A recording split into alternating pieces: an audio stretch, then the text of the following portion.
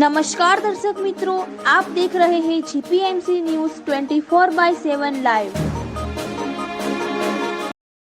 ગુજરાતના બનાસકાંઠામાં ખેડૂતોએ કર્યો કમાલ। ઠંડા પ્રદેશની ખેતી સૂકા પ્રદેશમાં કરી। લાલ ચટાક સ્ટ્રોબેરીની ખેતીમાં સરકાર દ્વારા બેસ્ટ ફાર્મરનો એવોર્ડ। દાંતામાં ખેતીનો નવો અધ્યાય, શાકભાજી છોડી પકવી સ્ટ્રોબેરી। બનાસકાંઠાના દાંતા તાલુકાના છોટા બામોદરા ગામના પ્રગતિશીલ ખેડૂત પિતા પુત્ર જયંતિભાઈ અને નિલેશભાઈ બુબડિયાએ પરંપરાગત ખેતીની મર્યાદાઓ તોડીને એક સાહસિક કદમ ઉઠાવ્યું છે।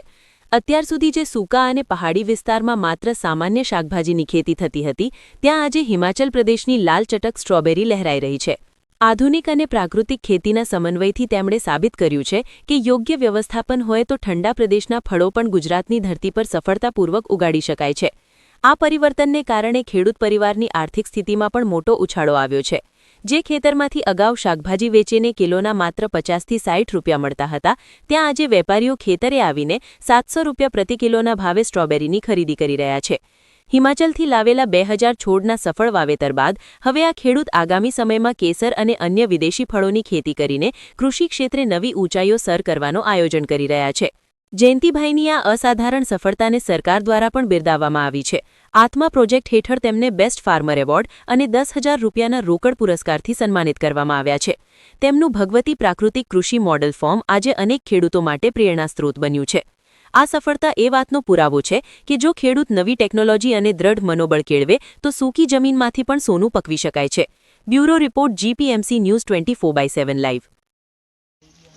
આ માલ આ લોકો લેવા આવે છે કે લઈને જવું પડે ભરીને લેવા આવે? પેલા નાના પેકેટમાં લઈને જાય મોટામાં? નાનામાં હા। આનો વિડિયો લો।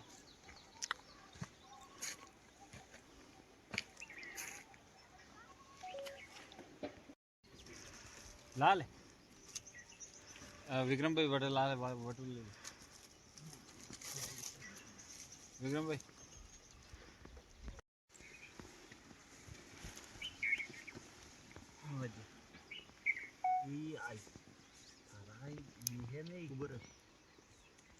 બુંબડિયા નિલેશભાઈ જયંતિભાઈ, ગામ છોટા બામોદરા, તાલુકો દોતા।